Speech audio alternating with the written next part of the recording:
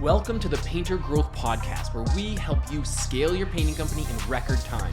Join us as we explore sales, marketing, hiring, finances, leadership, and more, everything that you need to know to scale and grow your painting business. I hope you enjoy and subscribe.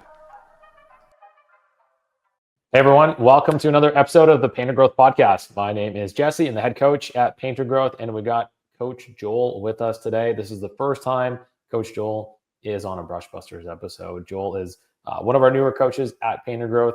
By new, don't mean any less experienced though, because he's still running his own painting company that's doing well into seven figures right now. He's a true badass. So excited that Joel's a part of the team. And today we're gonna rip through a bunch of letters and some questions. But Joel, welcome to the podcast, man. Yeah, thanks, Jesse. Happy to be here. And I'm excited to share the knowledge that I've gained over the past 8 years and try and get it through in this podcast. Sweet. Awesome, man. Well, let's dive right in. Let's have some fun. So the first letter here is from Emily from Seattle. So she says, "Hey team, I've always run my business casually, no contracts. We just walk through it and start. But now miscommunication is costing me time and goodwill. I feel like I need structure, but I don't want to scare clients with too much formality. What's the right balance?" Yeah, that's Emily again from Seattle, Washington. Joel, do you want to start with this one, or do you want me to start? Yeah, I'll take over for that one. I think you need both the quote and the contract, but I think in general, having a really defined and clear scope of work, exactly what you're doing on the job and what you're not doing on the job, and making sure that both parties, the painting contractor and the client, are exactly on the same page. I find if the more clear things are, the easier it is that if there's extra work that comes up, you can charge for that. And it also makes sure that both people are happy at the end of the day. If both parties know what the work is going to get done, or what work is getting done, what walls are going, what colors, what paint is being used, there's no room for a he said, she said, and it'll make sure that the experience for both the client and the contractor is more uniform, consistent. And I'm sure, like yourself and like everybody else, nobody likes things coming up that are unexpected or last minute. So the more detailed it can be, I find the better.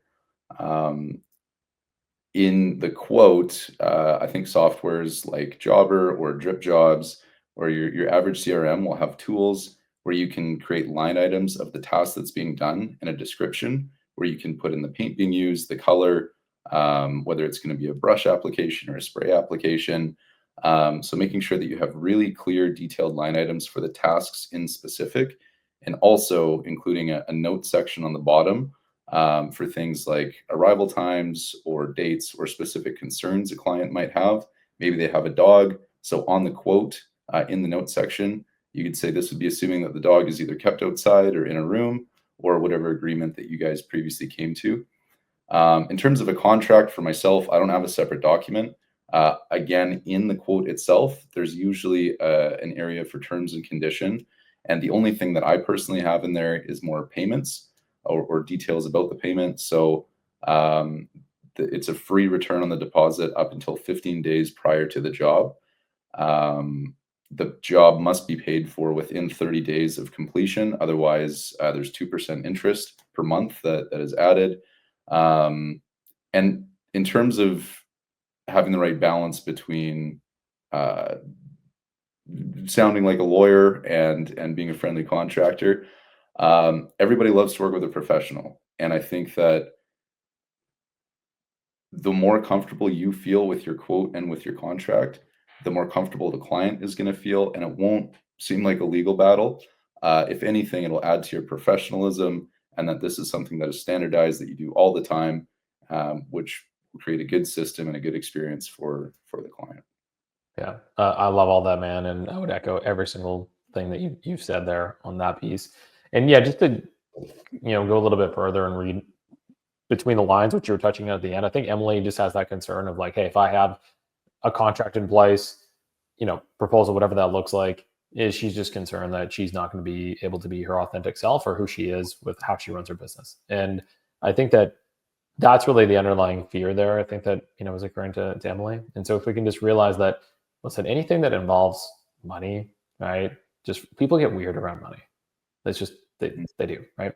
Mhm. And so if we just say like that contract, if you can just flip it in your mind, Emily, and say that having that proposal like Joel's talking about and writing it down super granularly, like detail by detail by detail by detail, it's actually going to allow you to show up in a much more friendly, charismatic way to your clients, because then you're not, you guys aren't having this weird, battle of like missed expectations and everything. And ultimately missed expectations are what causes things to, maybe not be so friendly overall. So I think that getting this in place and doing everything that Joel has said here is going to actually help you be more, even more your authentic self and being friendly with clients, and know that, a contract's a contract, and knowing that for you, if you don't have something super clearly written down and the client thinks that you're doing this whole extra room or this whole, side of the house when you didn't think that you were, that's going to cost a lot of money and it's going to cause a lot of headache over time.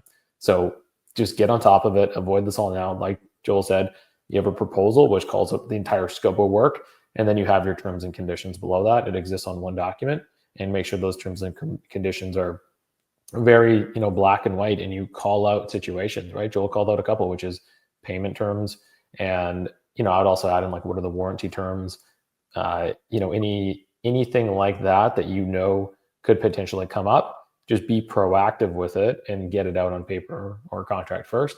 Then you avoid so many issues down the line. And that's how you're ultimately going to save yourself hundreds, if not thousands of hours over time by doing this. So and you mentioned a few proposals out there, right? So if you're in the boat of, okay, maybe you are writing stuff down, but maybe it's still on paper, right? And maybe it's some level of proposal or contract, but there's so many tools out there. Like you said, you mentioned a couple of them on there today, a couple more like Pain Scout, again, Drip Jobs, Jobber, whatever it is that you're using. They're so easy, and you could just whip that up and you have that templated out, and you're just protecting yourself, right? Being an entrepreneur, owning a business considerably less risky for you is, how do I de-risk every situation first? Then I'll look at the upside of what's possible. And the other thing too is, most people, if they're getting, a $3,000, a $7,000, a $15,000 contract, most people nowadays would probably expect that to be written out. Otherwise, how are they going to take you seriously? So those are just a few other thoughts. Anything else to add on this one, Joel? Or we Yeah, no, I have one thing too, that we're taking a bit of a detour from the direct question, but one thing I found very helpful from a production aspect of having a very detailed scope of work and detailed line items is that actually takes away a lot of the communication that I need to have with my project manager or the foreman, where I can actually just take a screenshot or send them the quote directly. And now my project manager has every single thing right down to the T's crossed and the I's dotted of exactly what needs to be done. And that actually avoids a lot of phone calls to me of, oh, hey, are we doing this? Are we doing that? That avoids us looking unprofessional to the client, of needing to re-ask the client what we're hired to do. And I found that, honestly, when I first started doing it, I thought it was annoying. I didn't care about writing into all the detail because I already know what's going on. The reality is that in 2 months from now, when we actually do the job, I'm not going to know what's going on. And taking the time to write out everything very clear and very detailed helps out a ton. And also, if you don't have crew leads or if you don't have project managers, it's the same thing. You're wearing so many different hats. You got so many different things going on, rattling around in your brain. Having something that you took the extra 5 minutes to write out really detailed is going to do you wonders when you actually come to get to the job. It's going to make you look more professional. It's going to make you feel more organized. It's going to take a lot of that brain clutter that you have and put it somewhere else.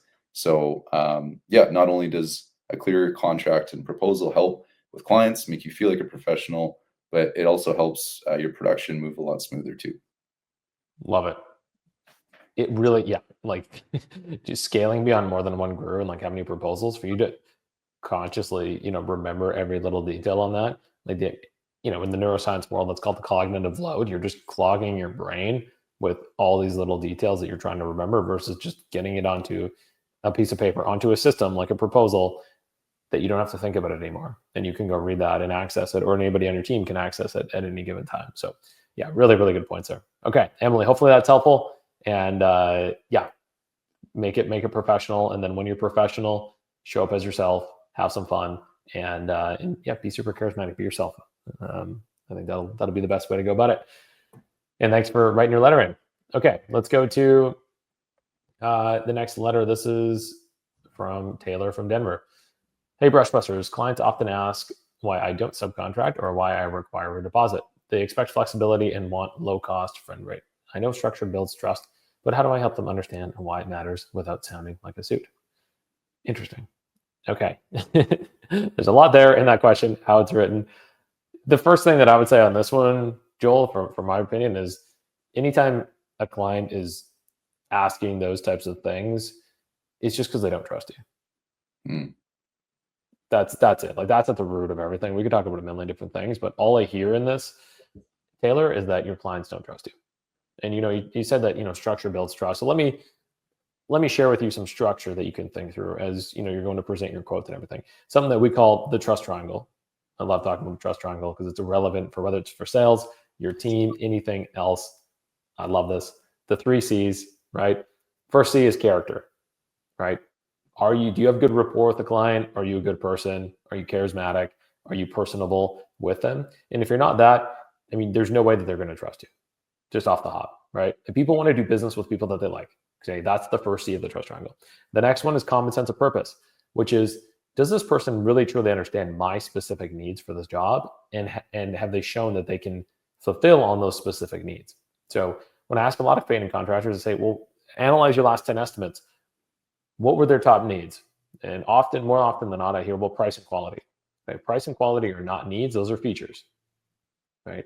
We need to go underneath that. And what are the needs when, for me getting my house painted, it might be about timeliness and communication, where Joel might really care about attention to detail and the job getting done by a certain date, right? It depends on each person. And then when you talk to your estimate, you could have thousands of tools in your tool belt for what to talk about. But during that estimate, are you hammering home the points that are satisfying that person's specific needs? I try to call out 2 specific ones for every time. And you can ask questions about that. What would be a 13 out of 10 experience for you here, right? Have you had your house painted before? What do they do good? What do they not do so good?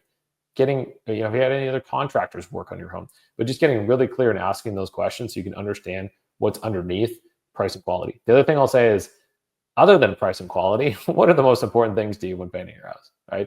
And then it actually helps me understand that common sense of purpose. So that's the second C. Third C, competency, which is, I have a problem which my house needs to be painted. Can this person who's here, which you have literally, 20 minutes in the first walk around, 20 minutes at the end of the job, for someone to trust you with likely their most valuable asset in their entire life? And can this person actually solve this problem and get the job done right? And you have to demonstrate that as you talk about your entire process and how you're going to get the job done in accordance to fixing the issues that are at hand. And if you haven't demonstrated all 3 of those C's in that walk around, then there's no way they're going to trust you. Then they're going to ask questions like more about, well, who your specific painter is, why do you need a deposit? All those things are going to come up. But the core of it is just because they don't trust you. Mm-hmm. Yeah, that was really well said. In my own personal experience, to be a little bit vulnerable, I find that everything you said, yes, the client needs to feel that, but I think you also need to feel that way about yourself. And sometimes I've been given advice, or I should do a certain system, I should do something a certain way, like taking a deposit, for instance. Let's say someone told me to take a 30% deposit. If I didn't have an actual answer as to why I needed to take a 30% deposit, when I ask for it, it's almost going to come across like I'm lying, or maybe not as trustworthy as if I had a really good understanding of why I need this. Because if you understand the things that you're doing really well and your why behind it, you're going to be able to talk with so much more conviction, and you're also going to feel a lot more honest and transparent, and confident yourself. Where the answer to that is, well, Mr. Customer, the reason why I need to have a 30% deposit is, 1, I need to buy materials for your project. And 2, we're a busy company. And in order to serve you well, we need to have a consistent schedule so that I can make sure I can promise the date we're going to come and the date we're going to finish. And one huge interruption to that is if I have clients that back out last minute, and a deposit is something that we need in order to hold your spot, and it shows commitment. So if we're able to get deposits from everybody, we can have a consistent schedule so that I can promise you the window of time that we're actually going to be able to do the work. In addition to that, I can buy the materials, and I could even bring them to your house tomorrow if that's something that you would want. Um, yeah. Yeah, really well said, man. I think you absolutely nailed that one. Is just the further and deeper understanding of why you do certain things in your business. And if you're just doing it to do it and you don't understand that underneath the layer, it's very hard to be authentic. But you have no problem asking for a 30% deposit because you've also been through enough situations where you know what that means when, like, if you don't get the deposit and how much risk and exposure you have on a job by putting a job in your calendar, not receiving a deposit, and then they back out 2 days beforehand and you have no work for your guys and your crew. Or you've already, bought the paint and materials and you've lined things up. It's just a major exposure, right? And it's just a position I myself would just never be willing to put myself in. I don't know about you anymore, but I wouldn't do it. So, that's where that, but it does ultimately come across in what you're saying, Joel here, if I'm hearing you right, is that understanding that at a deep level ultimately comes across in your tonality and how you talk to the customer. And it's not something that you need to explicitly say. It's just how you say it and what's going to come across in your tone that, speaks for itself. You don't even need to say those specific reasons necessarily when you understand it at that deep of a level. Precisely. Exactly. Yeah. Okay. Awesome. Okay. Taylor, hopefully that helps. Again, trust yourself, understand your own business, right? First, and like why you do specific things, and then deploy the trust triangle and demonstrate character, common sense, a purpose, and competency. And at the end of the walk around, one question I always love to ask is, hey, Mr. Homeowner, at this point, do you trust us to do the work? I just straight up ask. And if they don't, if they say anything other than like a heck yes, like I can tell in their voice that they're like, oh, like obviously, like absolutely. Then I'm like, hey, is there anything else that you need to see right now? Anything else that I can share with you? And so I just call it out right then and there. Like it's no problem. And the other point too that Taylor mentioned about, subcontract, not subcontract. When people ask that question, I'm literally as transparent as possible. And I'll say, we have both. We scale up, throughout the summer where we have a bunch of extra crews to handle the extra capacity. And I have both internal crews. I have both subcontractor crews. Any other questions? Like I don't share, just whatever they ask, just lean into it and understand why you do it. Like you said, going back to your point, Joel, of like, why do you do that? I'm like, I have subcontractors because we're 3 times busier in the summer. It's just a reality of it. Right?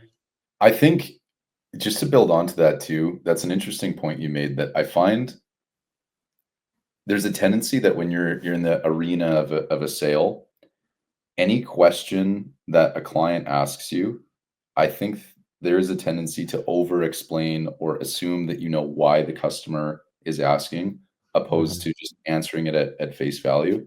And sometimes that can make you come across as defensive. And sorry, my dog is sleeping and snoring. If you can hear that in the background, I'll try waking him up. But yeah, I really like what you did there of the customer asked you a direct question and you gave a direct answer back. And sometimes there's no need to go into a further long-winded explanation. Yeah. I think that's good. Yeah, totally. When you answer it like that, and anytime in life, this is going a little bit deeper now, and some more of the stuff that Joel and I really like to talk about. But anytime that you're defending, justifying, starting to use logic and whatnot, you're just robbing yourself of being able to be who you truly are, and ultimately like the love from your body. And you operate from this place of fear and scarcity of not securing that job, which then causes you to come from this place of defensiveness or logic, that type of deal, which ultimately usually doesn't lead you to landing that job. So if we can just get outside, it's like, I use subcontractors because I use subcontractors. Okay, cool. Do you have any questions about it? Yeah. Right. That's great. Yeah. Right. Okay, cool. Let's keep going. Let's go to the next letter out there, which is from Raj from Toronto. So, hey coaches, there's so much software out there. Yeah, there's a lot of software these days. I echo this, Raj. Project management, scheduling, estimating tools. A colleague said using them boosted his efficiency, but they feel complicated and expensive. How do I pick tech that helps without me turning into a data admin person? You want to start on this one, Joel? Yeah, for sure. To be honest with you, despite my age, I wouldn't say that I'm the most technologically savvy person. Technology isn't always my friend. So yeah, that's something I'm willing to admit that I have a weakness in.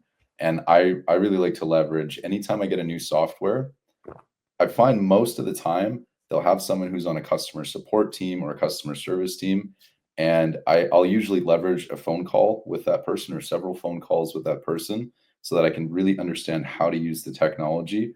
And it's literally this person's job to understand the technology. They use it every single day.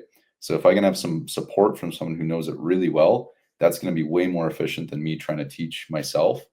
And should there be a sales process before you purchase the software?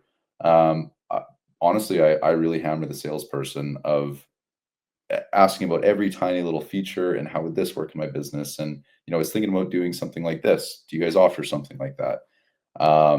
Yeah, that's really my answer. Is just if I don't know, I ask for help. Yeah. And I would say, Raj, like, what problem are you truly trying to solve here? Because I think some people, they jump straight to thinking that it has to be a software tool, whereas 90% of things that I've seen in a painting company can literally be solved on a Google Sheet or Excel, and people try to jump straight to the software.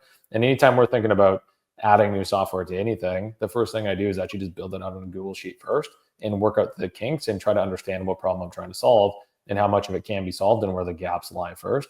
So I think that's just a good practice to have when you are exploring any sort of new software. Obviously, a basic one, if you don't have it in place, is like a CRM system, because that's just going to help keep your data clean. If you don't want to be buried in data admin all the work all the time, then get a CRM, because your clients, your leads are all going to be in one place, and it's actually going to save you a tremendous amount of time.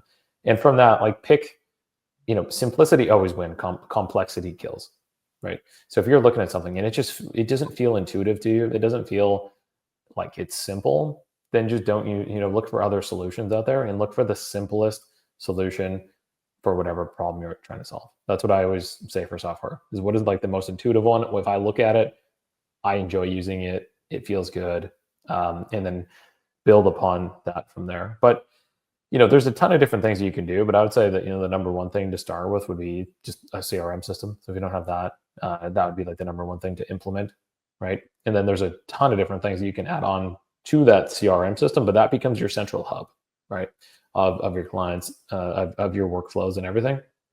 And really master that and understand it fully and in depth before you look at adding anything else, right? It'd be the same things. Anytime you deploy, a new marketing tactic, for example, it's like, execute that fully and make sure it's working and it's dialed in before you go work on something else, right? Yeah. Anything to add there, Joe? Yeah, the last thing is I find some people or some contractors can have one app to keep track of time for their workers and another app to send proposals and another app to do this other thing. And I find that the last part of his question here is, how do I pick up tech that helps me progress without turning into your whole day is entering data? And I find if you can find a system that services all of your needs in one software, it does eliminate a lot of data entry and having to re-put in data, which obviously can cost you time, cost you stress, and if you forget to do something, then the impact of that can carry out into other ways. Right. Okay. So yeah, lots of tools out there, especially in the AI age as well. And there's the rabbit hole goes pretty deep. So pull yourself out of the rabbit hole. Keep things super simple and do one thing at a time. Then, Raj, I think that'll be really helpful. Okay, Joel. So I'm going to put you on the spot here, and we didn't prep any of this at all. Let's just shift gears a little bit from the letters. I just want to know a little bit more about your experience. You've been in the industry for well over for a long time now. If you were to go back and tell yourself 10 years ago, put yourself back 10 years ago, okay, and knowing everything that you've learned, over the last 10 years, what is the number one piece of advice you would tell yourself 10 years ago from everything you've learned? Really putting you on the spot here. Yeah, that's a great question. I think it would be to trust myself a little bit more. What do you mean by that? I found that, especially when I was first starting up, everything is so new, it's so chaotic. you're not really a master at anything. And when a problem comes up or a series of problems come up, like, oh my gosh, I have no work, I have no money. How am I going to pay people to do the few jobs I do have? Um, I think I wouldn't give myself enough credit into no, I can solve the situation. And I think I would get caught up into my own stress and anxiety and I don't know, I just didn't have confidence in myself to solve the problems. Hmm. But in reality, I'm smarter than I thought I was. I'm harder working than I thought I was. And I also was vulnerable enough that should there been a problem that I didn't know how to handle, I would go seek advice and I would go ask for a professional opinion. And honestly, this is still something that I need to remind myself of today, where if there's a situation where I'm really stressed out and I don't know how I'm going to solve it, I need to make sure that I don't fall into this downward spiral of being stressed out and not knowing what to do and thinking maybe I should just quit my business and I should do something else, because it's really easy to get into that mindset. But the reality is that that's not going to benefit you. That's not helping you solve your problem. And two, you're probably more capable than you think you are, and you probably can think of a solution. And I find, for myself included, a lot of people just choose to focus on the stress and focus on the problem, opposed to thinking of a reasonably good solution out of their problem and just taking the time to ignore the stressful thoughts, ignore the problem, focus on the solution. And if you really can't think of something, go find someone who might know something and they can help you out. So, yeah, I guess to summarize, trust myself more and don't focus on the problem, focus on the solution. Yeah, I love that. And yeah, thanks for reflecting so deeply on the spot and being vulnerable there. I think that a couple things come to my mind as you're talking, which is, the best time to plant a tree was 20 years ago. The next best time is today. Yeah. They're just identifying that, there's still some things there that you would tell yourself 10 years ago. Well, they're still there today. It's like, start doing it today, right? Like just right now is the time to do it. And everybody's always working on stuff. I'm working on stuff. You're working on stuff.